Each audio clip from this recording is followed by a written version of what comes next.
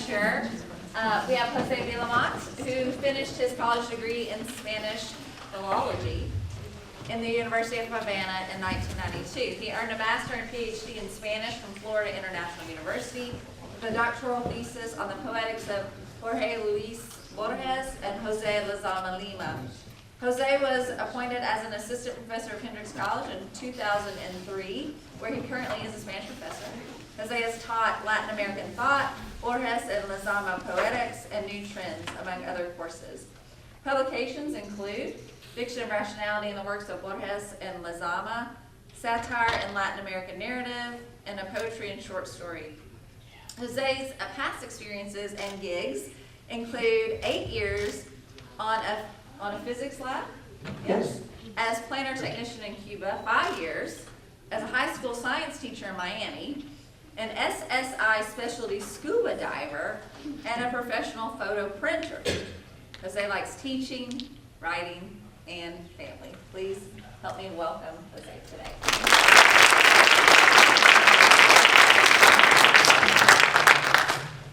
Thank you. Do we have The clicker. I can do it. Okay. Thank you for being here. I really appreciate that, and I'm sorry I'm under the weather today. It's really got asthma. Spring is awful for me, so I apologize about that. When thinking about what to give today, instead of giving a scholarly presentation or just a paper or something, I thought that this is a venue to celebrate tradition and memory of the college. And so I'm doing a Murphy exposition on a Murphy program that I did for several years. And just it's a more student-oriented approach. And I think it's proper for this venue. So thank you for being here.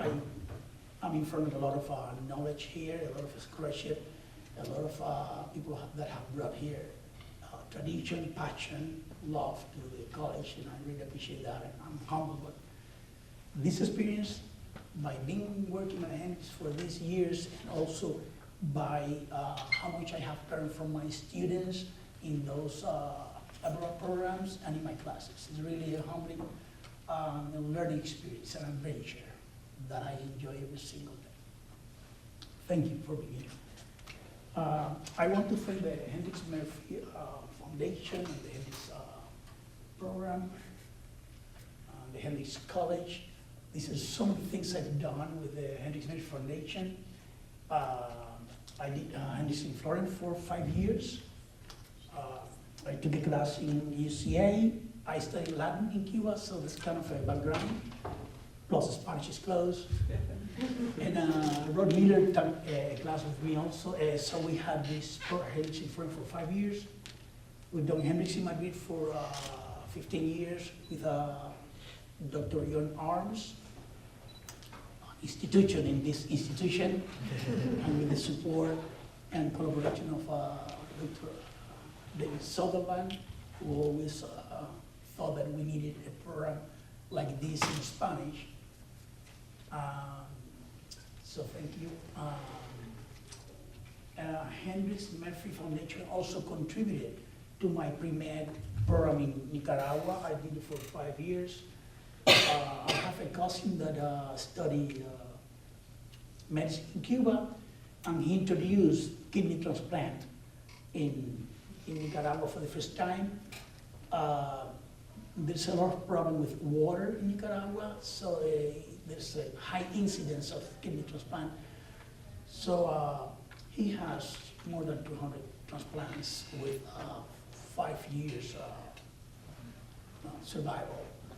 Right, so a great doctor, and the students go there, they go to a hemodialysis room, they see the patients, those that they can see, we send waivers and stuff. And we explore Nicaragua, which is an amazing country as well. I've received startup funds from Murphy for research, for books, for summer projects. I've invited here scholars. That's a big name here in Spanish literature. The Hemingway's daughter, the author of the Hemingway's daughter, and also the Into the Beautiful North, the Devil's Highway fame also. I've also invited Dina Chaviano, which was here actually virtually this year too, in the class that one of my students, Gracie, is in. Dina Chaviano is a science fiction, is a feminist also, and is now working more into recovering the Cuban archive. Cuban archive means literature, history, the things that are not known about Cuban ethnicity, for example. She's doing a great job in bringing the Chinese component of the Cuban ethnicity, which also participated, Chinese people in the War of Independence of Cuba. But the books are good. The literary quality of the books are great. And also people that I have done sabbatical with in Complutense, where I take my students to, Laura Arroyo, was also virtually in one of the classes, and is a person that teaches students, is going to teach students this July in Madrid. Co-curricular activities are Spanish singing night, salsa night, Domino's night. Those were very fun activities. Spanish language house, I did it for 2 years. I really didn't like to do it longer. It was not my alley kind of thing. Book clubs. I've done. So thank you very much to the Hendricks Murphy Foundation. I would like to thank the Hendricks Murphy Foundation, current director of Culture, I'm part director of Dr. Sutherland, associate director Nell Doyle. For their unwavering support and their guidance and collaboration throughout this process. Thank you to the past program manager Henrietta Bannerman, and to the current assistant director Sarah De Leon, and to the office of building manager Terry Schneider.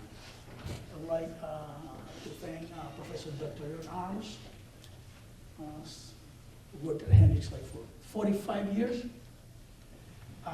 The program we have today, the major and the minor we have today was created and put together by John with core courses of peninsular literature, Latin American literature, and poetry.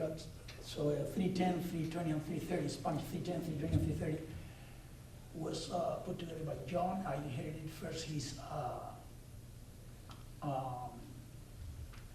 since 1800 Peninsular Spanish class. I taught that for 5 years, and then I taught the beginning the early Spanish literature since the first manifestation in medieval times until Baroque time. So I never took shortcuts in my life. I studied a little bit of that in Cuba, but John was my mentor in this early Spanish, Peninsular Spanish literature. So thank you. Emina is also instrumental. John was also the chair when I put the program together. We traveled together to Spain. We met with the director of the study abroad program there, and we started signing the program, and we approved the program once we correlated the contact hours and everything. And you understand? Sometimes kind of a thing faster than I could talk. Professor Emina Fabricio has been crucial also in the program. Emina is such a great organizer and great in logistics. Emina was in the business administration area, economics in Cuba. She went nationwide, and she changed her career to teach Spanish. She loved it, but she can spot a scheduled conflict and she can tell the solution. On one occasion, David went down to Brenda Adams and said, I don't know what she's saying, but she got the solution for these 4 conflicts. It was a kind of like 4-room conflicts and time conflicts. It means kind of like whatever is not in order, is not symmetrically organized. It means kind of says it. So once we step a foot on Madrid, Emina knows what is the shortest metros combination, what metro combination have shortest hallways, less stairs, more better lit hallways. So I get to the place, she gets fastest and safest. Thank you very much.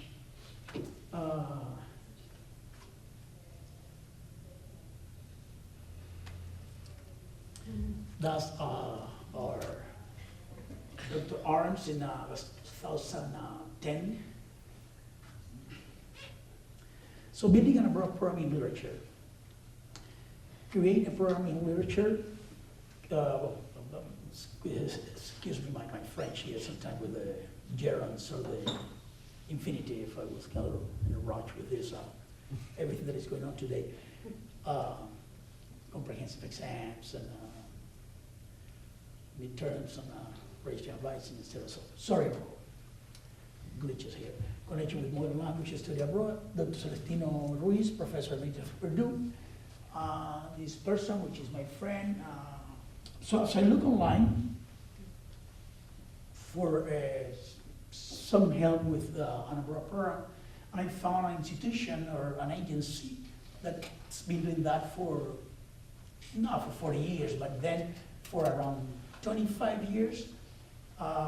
Encourage me, yes, let's do it, no problem, yeah, this is the way we do it. So they take care of collecting the students' passport pages, in case there is any mishap. He picks the students in the airport, takes them to the dorms, organize the excursions. So it was very convenient to do it that way, right? Right now he's retired. I've been doing that on our own. So now Emina and I do all these excursions and all these contributions, all these excursions. But that was a great help, and I learned a lot from Celestino over the years. I also did a program in Italy with Celestino, and I send students to study abroad through his institution, so thank you to that. So my objective, what I have in mind is to build the Spanish minor and major and the double major. This year, for example, out of 14 students graduating, 9 went to Spain, right? So it's been a very impactful program in that sense.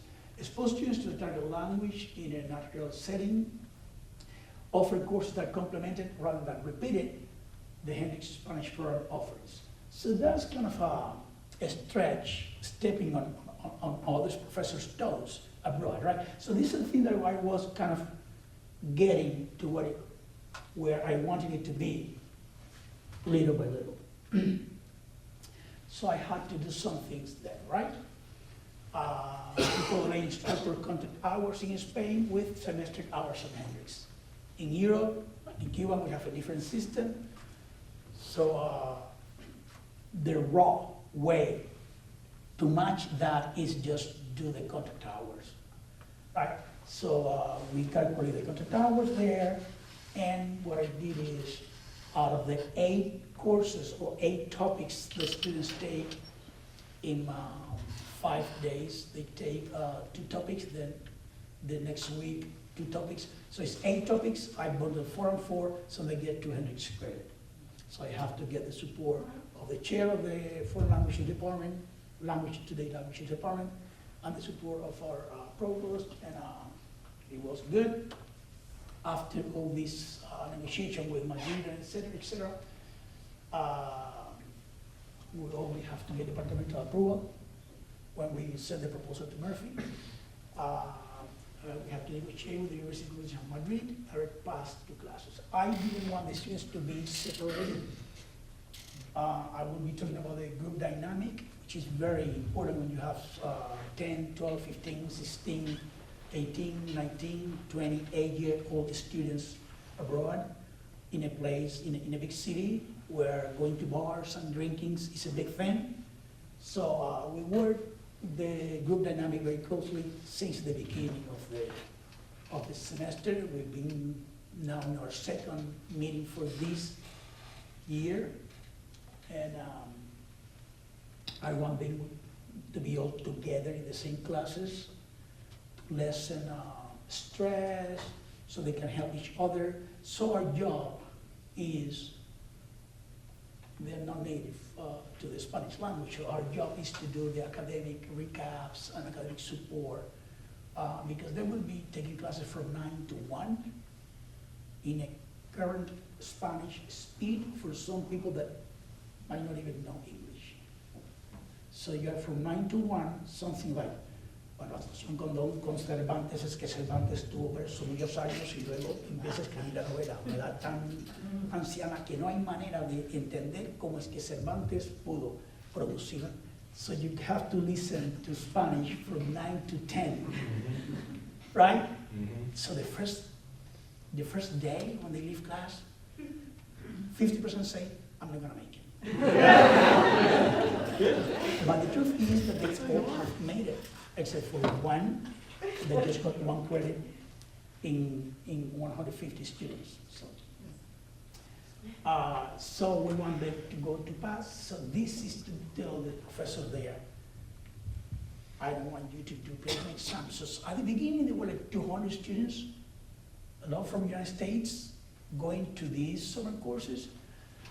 So those doing the placement exam, those going to literature courses, so usually Henry's group stands up and just go to the class directly. But we have to negotiate that, with them. And we guarantee them that we will prepare the students here, students do presentations, the student take quizzes, right? On Don Quixote, on theater, something like that. And we try to base the selection process in a score, so we take away the human factor, the human error. There are 3 reference forms, and they say below average, average, above average, outstanding. So it's 4, if you circle this is 1 point, if you circle outstanding is 4 points. So the letter has 6 questions, the form has 6 questions, so you get 24, right? 24 points per form. So all 3 together is 72. So professors are contributing 72 points to the score. So it's a professor democratic selection process that is not in my hand necessarily, or in Minas. And we do the GPA, we interviewed this 10 years ago, times 10, because a student with high GPA, they behave applied. They are applied, they don't give you trouble. I will talk to you about some mishaps I had in the program later. But when you take students that are 4.0, 3.5, 3.6, 3.7, no problem. 2.9, 3.1, too much fun. They drink too much, they don't show up for excursions, and that triggers an alarm on us. And when that happens, we cannot dedicate time to the rest of the group. So that has to be worked, and we've learned about this for so many years working with this. So, and also we give an extra 5 points per every Spanish class taken, so a student with more experience kind of go up in there. So this is an example of also the student, right? But usually below 198, our cutoff is 198, 200, right? So this is kind of a good student. So that's the selection process. So working with the group, creating an effective group dynamic is important for the success and well-being of the students while abroad. I've taken students that have never been abroad. I've taken students that have never been traveling without their parents. I can give you a name from the top of my head right now. We've taken a student with locomotion conditions. We've taken students bipolar disorder, students, we've been in ER with the students. We've lost a student in Pamplona in the Rain with the Bull. They were not running with the bull. The bull were running, and they were running on the pro.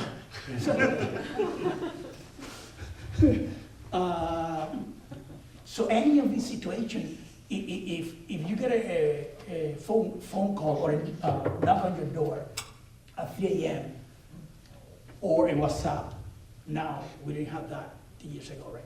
So Professor Vilahomat, Professor Mauricio, we came back from Cien Montaditos from 100 Montaditos bar place, and Roddy is not here. That is a lot. We stand up, we start meeting, boom, boom, boom, boom, boom, boom. We get crazy. What do? What are the students? Right? You're abroad, still might be drinking, 3 a.m. They're not from Spain, they're not from Madrid. A lot of people from Madrid, from many places in Europe and everywhere in summer. So that is a problem right there, right? So we have to try to avoid these and detect the red flags. We're with Hope Coulter and Murphy, Doyle, Chingy Pei, on the time, with the international programs. Rebecca Nielsen is doing a great job also. So we try to also, try to negotiate that and work with the students itself. So the students that are always late to our preparatory meetings, the students that do not do the presentation or miss their homework, this is in preparation for the trip. So I take this as a class. I tell the students, this is my commitment with the department to guarantee that you can get 2 credits and keep the standards of the college. So it's not a joke.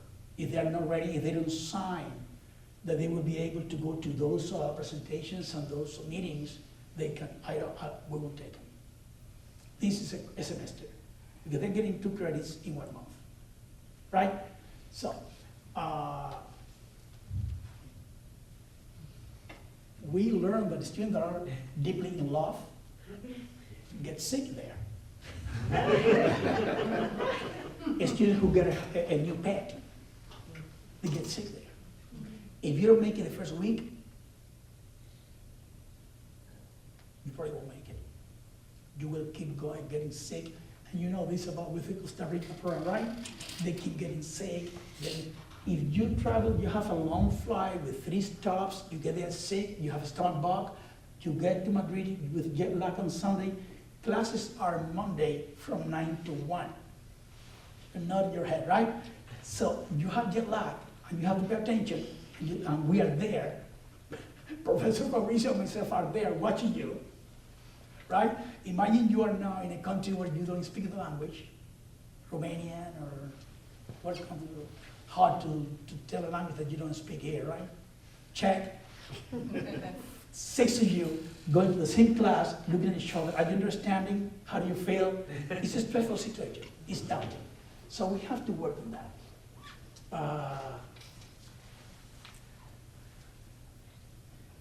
Living indoors with professional individuals of different age ranges, sometimes the age gap could be a problem.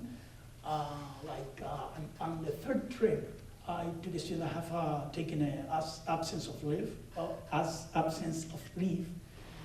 and the student didn't hang with the group. Was too old for the group, divorced, all that. Not that there is anything wrong with that, but didn't feel like a teenager. Consequence, we were in San Sebastian in the Basque Country. The boss was leaving after a boat ride. The city didn't appear. These are narrow streets in those cities, so we went around again 3 times, still was not there. Well, we have to make a decision. So the decision is to leave somebody there, me or myself, stay there, and the boss would go. That disrupts the whole excursion when the excursion is starting. So we have to train the students, because today some students have problem navigating spaces. So that's kind of something you do. Jet lag, missing luggage happened to us also on a vacation. We all got there, my luggage is not here. Next day, my luggage is not here. Students have to learn Spanish, have to perform in literature classes, have to have fun in Madrid. The cultural shock is a lot already. My luggage is not here. So how do we compensate for that? Well, take a backpack with essentials before you leave. Try to get a seat assigned in your flight. So we train a student to be smart at traveling and try to compensate for this kind of thing. We tell them where the convenience stores are. So we, in those preparatory meetings, we give them tools and resources so they can navigate that, and always create the mindset that a hiccup is not a problem. You still can enjoy the program. You can recover from that and enjoy the program.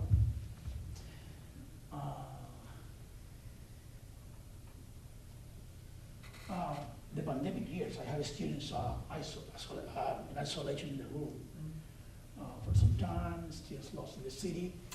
A few years ago, a student called us half an hour before the class. Jose, I'm lost. The student used to get into panic. It happened 3 times. Some osteoporosis problems, something like that. As I saw in the diagnosis. I said, where are you? I said, I don't know, I'm lost, I'm in panic. What do you see?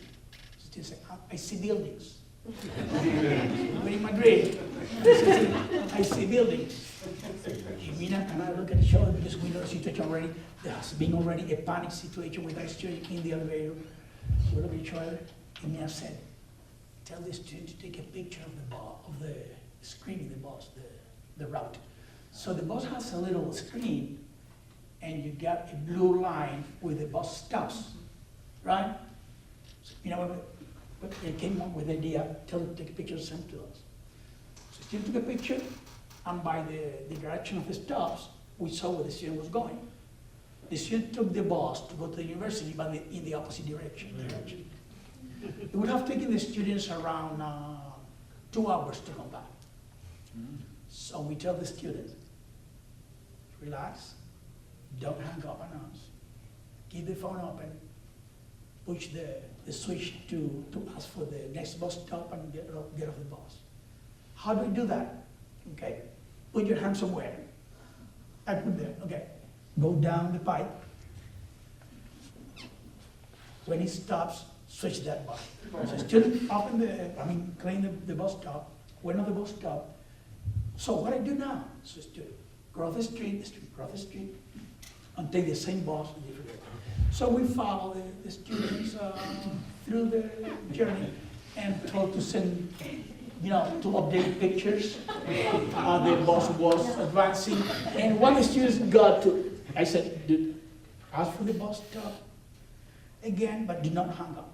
So when a student left the bus, I see the university, I see it now, I see it. So that was so reassuring for the students. That was probably the 4th day. But from that moment on, the student was just so certain and secure and got all 4 credits. All 2 credits, so it was great. On an occasion, a student that is a great doctor today, the son of a person that was working here, I will not tell you the name. Thursday was party. We were going with Celestino, he does excellent excursions, we were going to Pamplona. Pamplona, we go to Burgos, where Mio Cid, the hero of that epic poem, is from. So we went to Burgos, then we go to the Basque Country, we go to Pamplona, and the next day we go to France.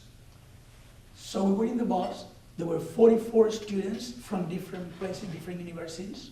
Purdue, where the Celestino is emeritus professor from, included. And the student was not there. So we looked at each other, what do? Everything was ready. Sack lunches, bus driver, great coach, one of those that they take the athletes. We were happy, we're going to France. We got our passports and everything. We're missing one student. We have to make a decision. What do you do? Right? Do we stay here? Do we stay with somebody here? So we knock on doors, we call on the room. The boss left, we left somebody in the dorms, the students didn't appear. The student is so smart that 4 hours later the student made it to Pamplona. So the student did not lose the money, but we got scared. Because if something goes bad, parents will call us. Parents will call us. We had students in the emergency room, and I was exchanging probably 300 emails with the department on an occasion.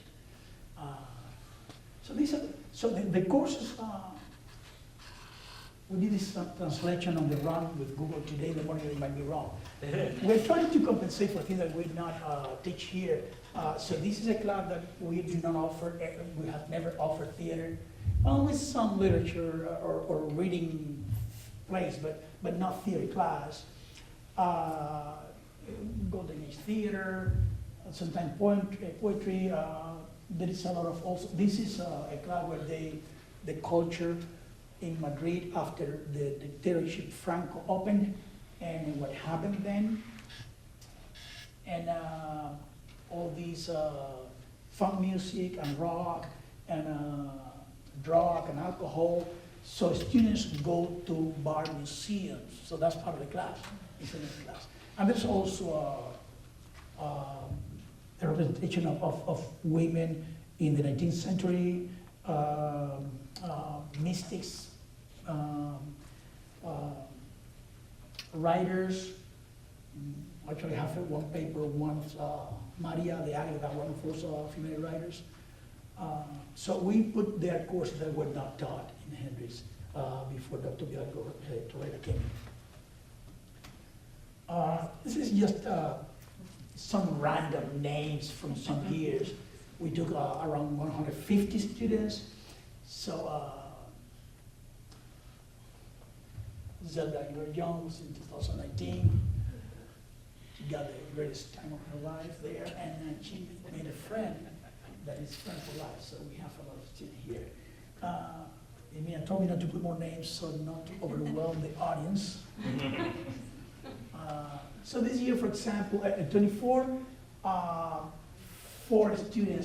6 students did the major in Spanish, and 4 went to Madrid. This year, 14 are taking the comprehensive exam for the major, and 9 went to Madrid. So it's been having an impact in the students.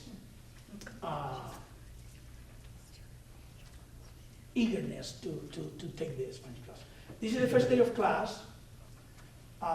It's the first class facility. It's a smart facility, European facility. You know, if you don't get in, lights don't go on. So, very comfortable. The students are. In the last year, we've been having more Korean neighbors in those courses, in language courses, than American students. After Celestino retired, there are not many students from the United States. So this is our group here. And now you will see a whole bunch of pictures. MC Rogers was a coach here at Hendrix.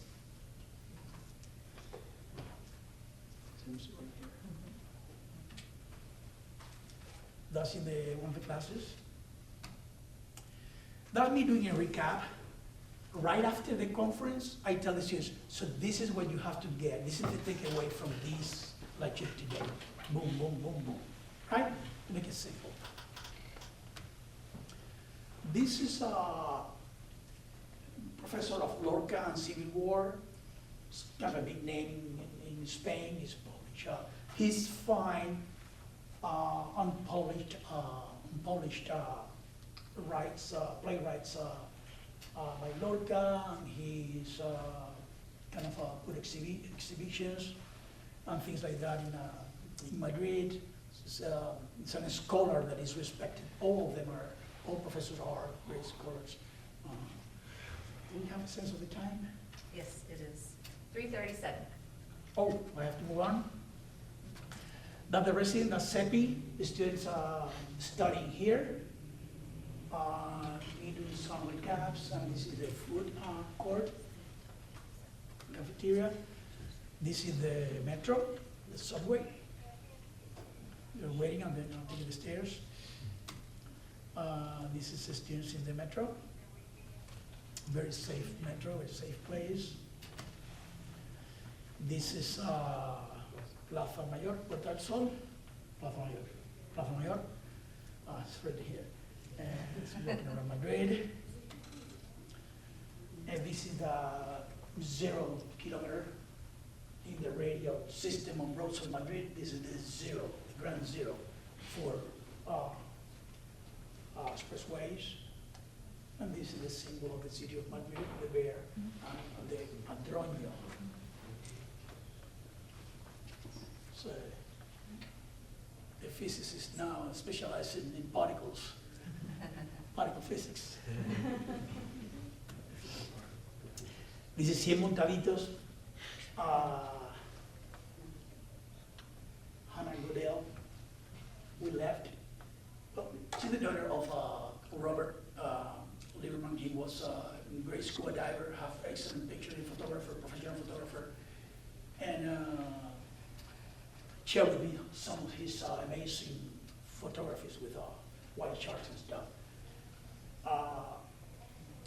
Lost the passport and the money in that place.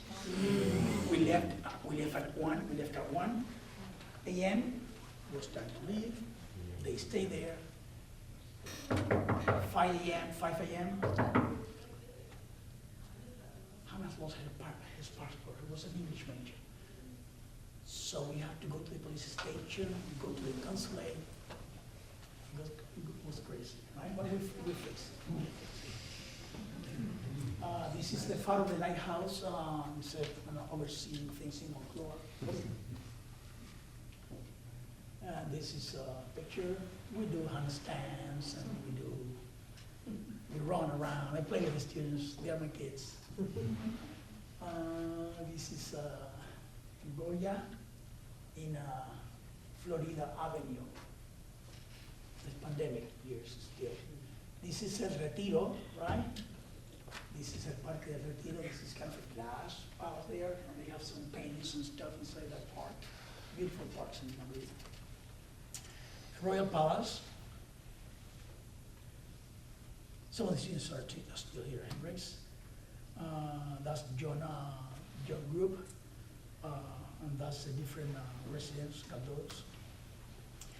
This is the club that has to do with La Movida, and this is one of those bar museums where you have these people like, let's say, the equivalent to Led Zeppelin or the Beatles, kind of thing, right, in Spain.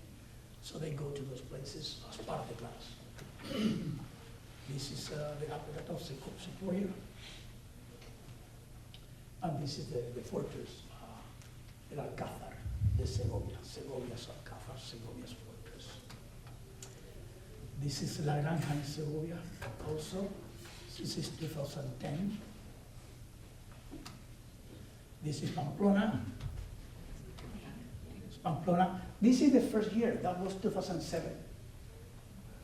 That was the first year when we started the first. Asturias, the peaks of Europe, where the Minotaur took Europe to those places, right? They let the little cows go with this, how do you put the little bells? Bill?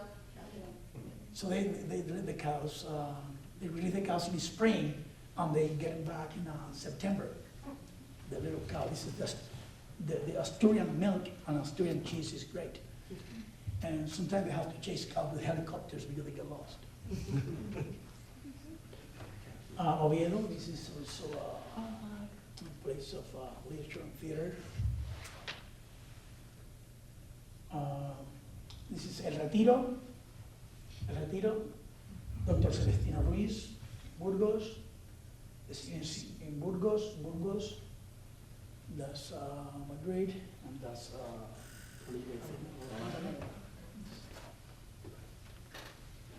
and that the graduation day, they get a nice certificate from the University of Complutense in Madrid. They also get an ID that is good for a lot of like discount prices to art places, museums, stuff like that. And also they get transcripts and the diploma. I still sometimes have to negotiate new transcripts for students that are doing masters or doing graduate studies somewhere. So I have here some students have done study in Murcia. We're still in contact, and it makes a difference on the students' life forever, right? Encourage them to the joy of learning Spanish literature, and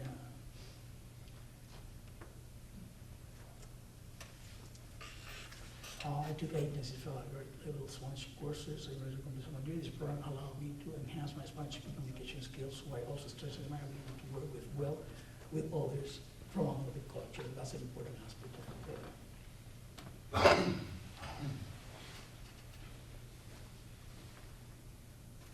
Selection procedure. So this are. This is the literary quarter, Barrio de las Letras.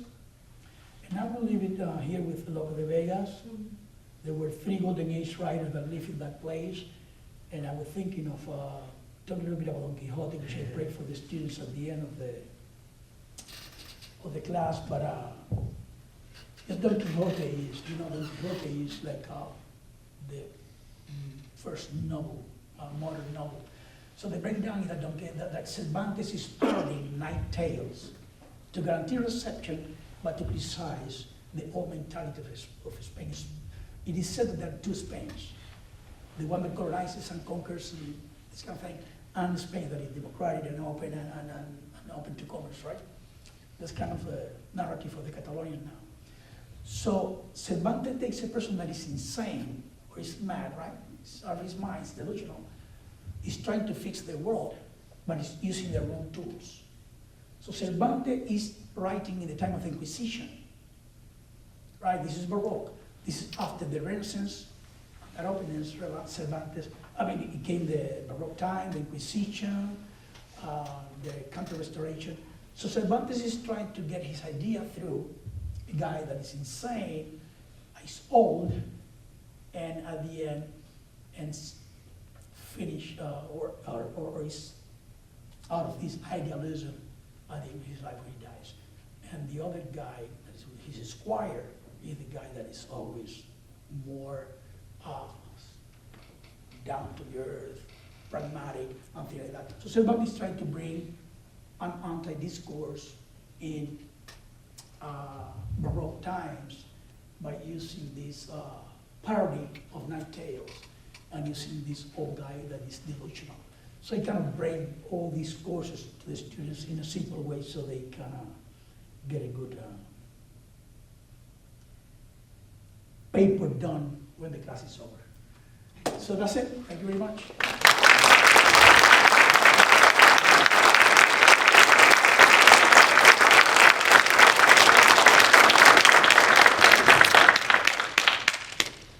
Questions?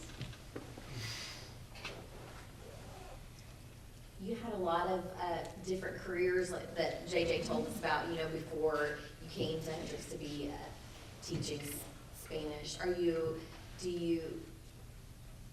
Do you think that if you could talk to yourself back then, would you say you would be excited about this turn of your career? Or?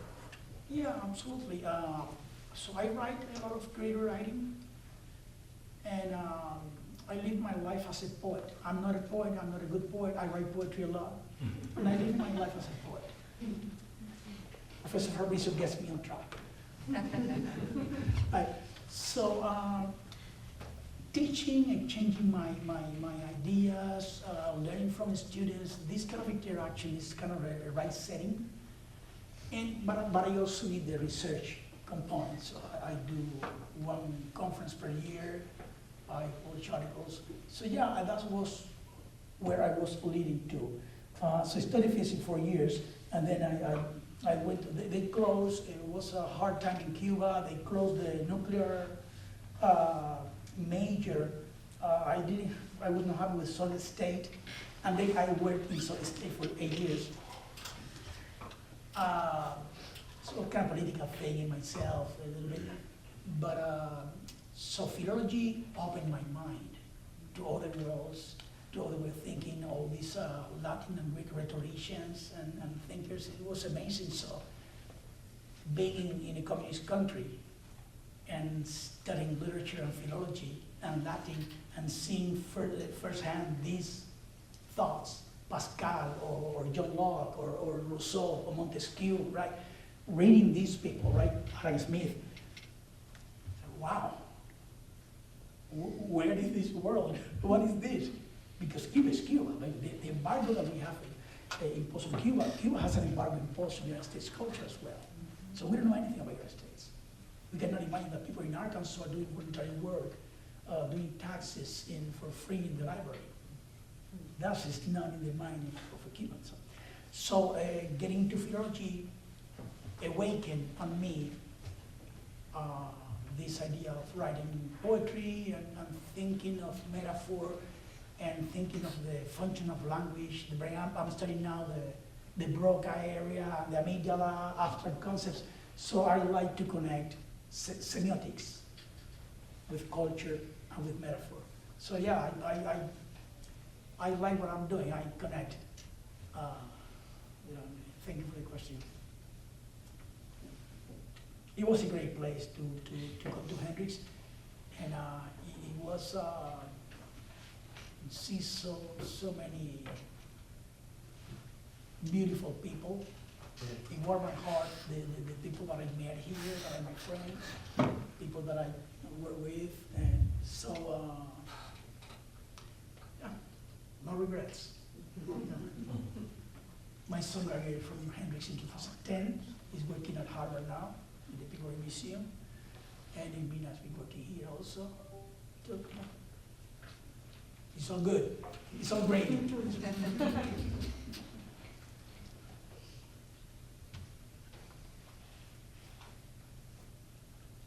Do I go? Yes.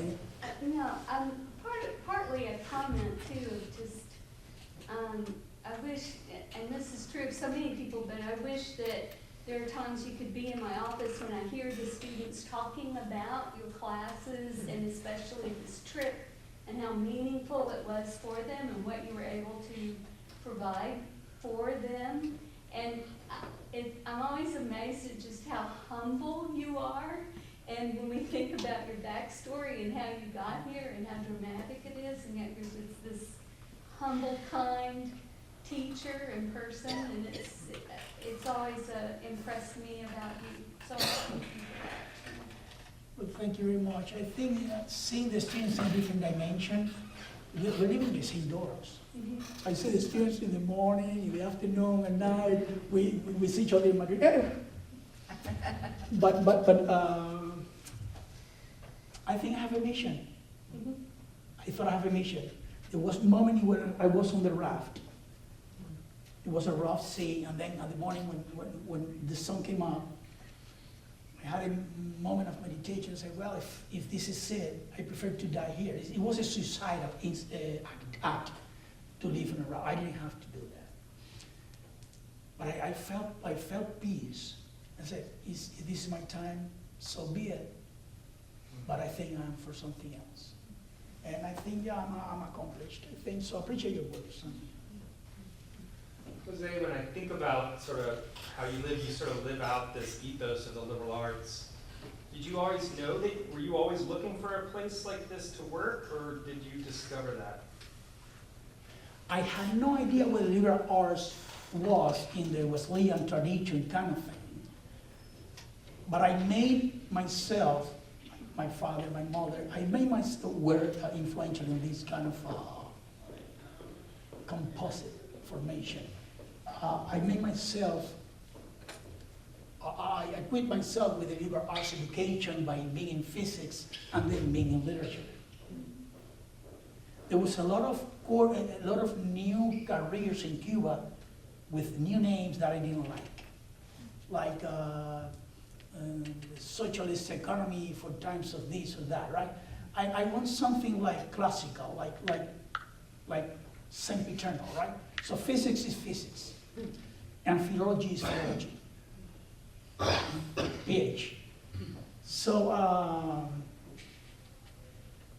I was a swimmer. We had a dark room in our house. I used to print. I work here in the United States as a printer. I had a motorcycle that I used to ensemble even the smaller watches. So in a way, my formation was kind of liberal arts, and this kind of gave me the justification of this is how this is codified in language. This is what this is, right? But remember, in Cuba, you study philosophy because Marxism. You study Marxism since you are in middle school. Then I became a revisionist. But you study Marxism in middle school, high school, university. So you got philosophy, that's a given there. You got physics, that you got and the math, right?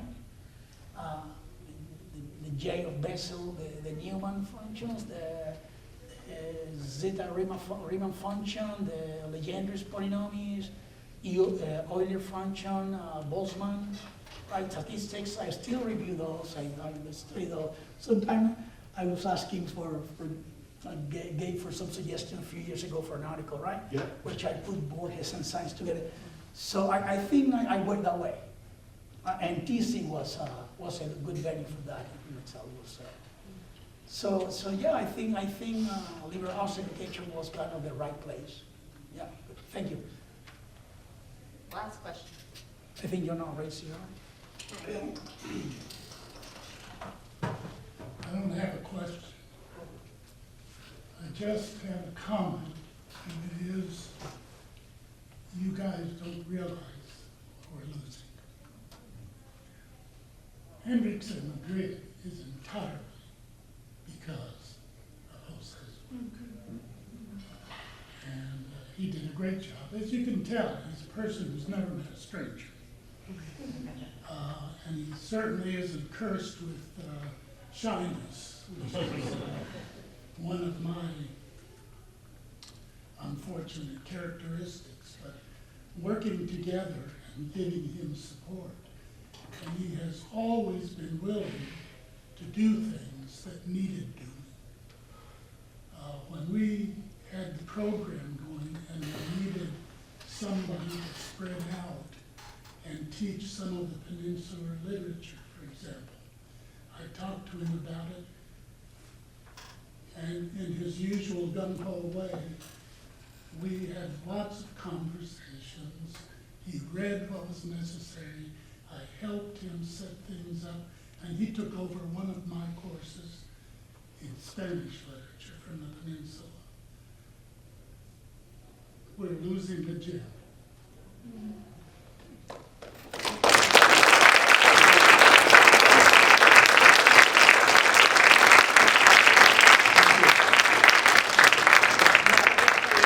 Guess what it is? No idea. Oh, you know.